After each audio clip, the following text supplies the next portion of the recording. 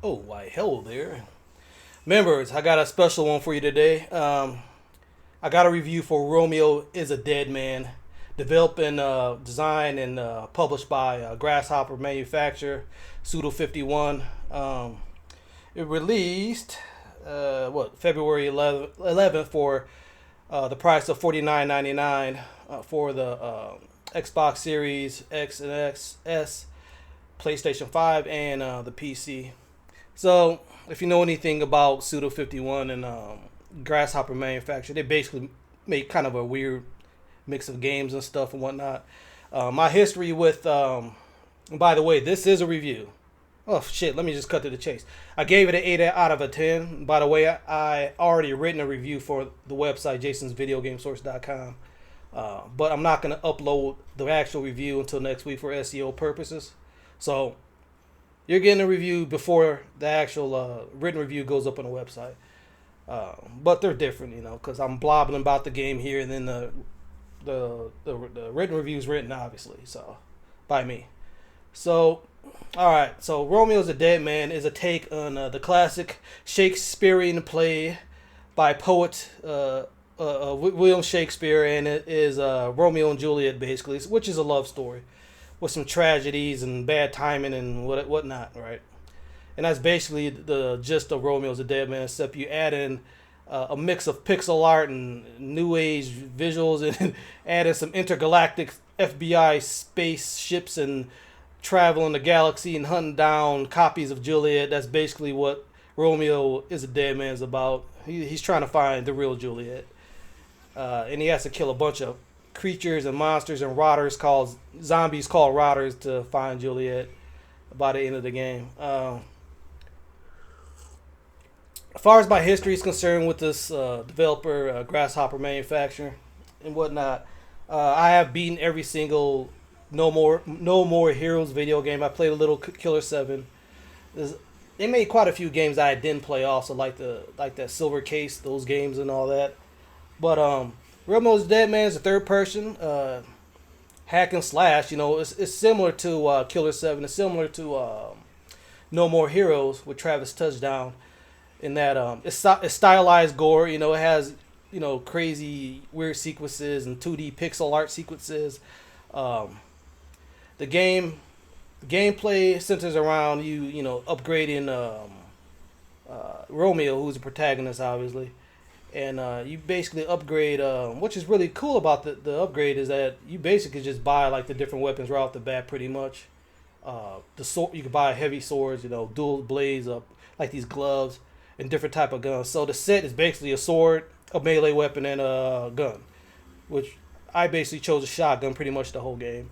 There's pistols, there's rocket launchers and whatnot, but yeah, I went with the basic sword and basic shotgun the whole game, and just level those up by blood and various economies of the game. They're like green crystal emeralds or whatever, and you can upgrade the swords, the weapons, the guns, the melee weapons and whatnot. Um, the more you kill, the higher your blood level goes, or your blood gauge rises, and you can unlock powerful attacks and whatnot. In battle, there's something called bastards, which are basically zombies that you grow in a garden. The FBI ship called intergalactic ship for FBI agents called the Last Night, and on that ship has all the NPCs that Romeo intermingles with. They all got their own stories. They all got weird dialogue. If you know this developer, they just have just sequences that make no sense, like they're on LSD, psychedelic sequences and stuff, and dialogue and stuff that make you like, what the fuck, like that. I love these type of games. They do have a lot of jank. They aren't the most crisp gameplay wise. I would say the biggest negative of my playthrough, to credits with Romeo is a Dead Man, is the subspace sequences, which are matrix mazes. I would like to call them that, basically. As you go through each level, hunting down the fake Juliets, the clone Juliets, you find these TVs called Nirvana TVs, and basically you activate the Nirvana TV, you enter a matrix world with pixels, but Romeo looks contemporary, but the world is like pixel block art, right? And they're mazes. By the end of the game, I was getting tired of those. Like, it felt like padding to a point. Like regular puzzles, like random puzzles, like the one you see in here is fine in the game world, but every main chapter has these sequences where you got to start progressively do more and more of the Nirvana TV subspace sequences, mazes, and that got tiresome. Especially by the end, I was like getting knocked off ladders by these fucking birds and shit and stuff. And if you swung the melee weapon, you might fall off a narrow walkway, like, and die. Start up like, dude, like, come on. It does feel like early 2000, like a 2006-7 game on PS3 or the Xbox 360 with the jank. But that actually is a charm of Suda 51 and Grasshopper manufacture their games. It got a lot of jank in it, man. It's not they're not perfect, especially gameplay. They're not perfect, but they have a lot of charm to them. At least I think they got a lot of charm. So yeah, the main negative I would say would be too many subspace Nirvana TV sequences. But everything else, the levels of each hunting down each Juliet were really good. Like, one was a asylum, and it reminded me of, like, Resident Evil, the older Resident Evil games. Then you have one where you're in like a rave, a city hall rave, and you got another one where you're in like this cultist farm, which takes place in the 70s. By the way, a lot of the story does have to do with time travel.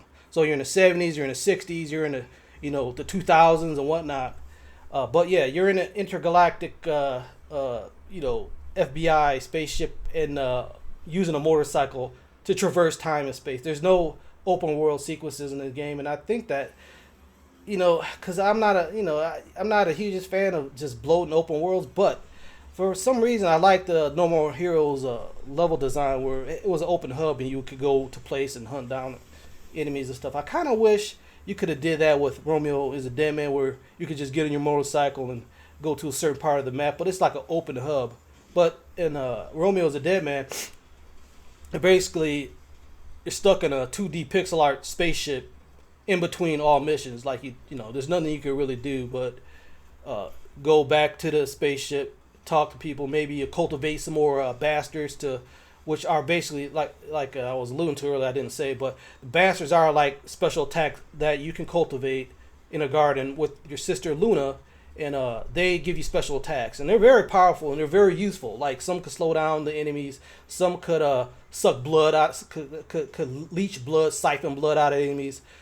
Some could give you health, some could give you a thunder strike ability. They're basically like magical attacks, and they have cooldowns and everything.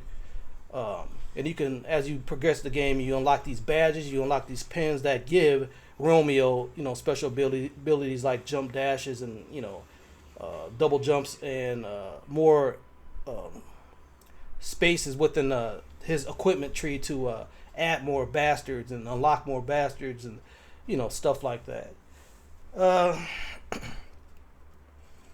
Yeah, that's my only negatives. Really, is the subspace sequences near the end of the game, because at first they were pretty short and they weren't that bad, but as the game progressed, and I knew they were going to get worse. On normal difficulty, the bosses could be really challenging, and there are jank involved. The bosses can be challenging. The bosses are really good though. I really enjoy the bosses. They're weird, goofy. They got their little one-liners and stuff, and they got that pulp gore. The art style of Romeo and the Dead is a Dead Man basically has a mix. It's like I gotta say, like, it's a mix of 2D and a mix of contemporary visuals, and I actually like that because it's different. It's not like every game where you're either 2D pixel art or you're either contemporary visuals and stuff. And far as there's a straight up stutter right there. Yeah, there are stutters in this game too, by the way. Y'all gotta know that. The game price is $49.99, but there are plenty of random stuttering on the Xbox Series X, which is what I play this on, by the way. So there is plenty of stuttering during random sequences, or there's a lot of routers, aka zombies attacking and stuff, or heavy duty, like bullet hell sequences, because there's some of that too. But the 2D, obviously, the 2D pixel art sequences, they're flawless. They're real, because they don't take no horsepower to run, right? But you got these space pharmacies in between levels. They act like checkpoints where you can save the game. You can upgrade Romeo and whatnot. Oh yeah, the cutscenes. I don't get this. The cutscenes were either designed to stutter and be shitty, or to mess with me as a player, or the game just couldn't run these cutscenes. I don't know. I think pretty sure the engine is Unreal Engine 5, like most games, and the cutscenes were terrible. Like there's this Owl Diner where Owl Diner cutscene that takes place in between chapters, and Romeo's waiting for Juliet to come in and stuff and talk to her as the story progresses, and it was just stuttered. I mean, it stuttered terribly. It absolutely was atrocious, and the visuals didn't look that good, So the visuals are up and down, here and there, sideways, up, lateral, sideways. They're all over the place. Not very consistent, but overall, I think the game looked good enough for me. Looked good enough. It didn't look. It's not a bad looking game, They got a lot of ideas and a lot of art style ideas really put into this game and whatnot. So let me see the music. They have some bang up tracks in this music. I don't know the artists and stuff. That might be I might be too old for all that, the music of today. But they got some really nice music. I don't care. Good music is good music, right? They have some great music, all type of music. Techno, metal, just pop. They got music that sounds really, really contemporary, from all types of artists from around the world. It seems like they got Asian, they got some American, they got some English, some Japanese, artists and stuff. Really good music in this game. That's probably one of the best things about Romeo's a Dead Man is some of the soundtracks in this game. So really, really, really, really, really stood out to me. Yeah, but presentation, there's some hits and misses there. The story is weird. Like I said, it's just a weird take on Romeo and Juliet. The gameplay is hack and slash, and great music. Very good music. Has some technical issues.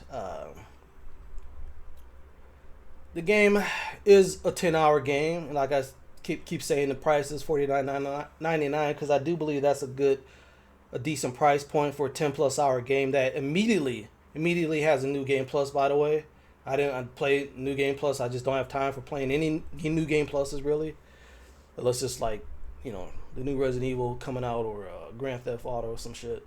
But they have a New Game Plus, and the price is $49.99. And, there are collectibles, memos and documents and stuff. And the missions themselves, aside from the subspaces, were really good. They're really well designed, in my opinion. And they have the right length and the right loop to it. Spaceship mission, spaceship mission, spaceship mission. That's the loop. Sorry, excuse me. And so I'm trying to think of anything else I should tell you guys. Like the last Pseudo 51 Grasshopper game I played was No More Heroes 3. I would say this is right there with it as far as like quality and overall like how positive and negative I thought the game was. So but yeah, for some reason I don't know why I kind of want this game to have open hub, like where you can just travel around it, because you have a motorcycle in the game. Okay, I guess the video's over. Anyways, members, I appreciate you for becoming a member of Jason's Video Game Source, and I'll see you in the next one. Later.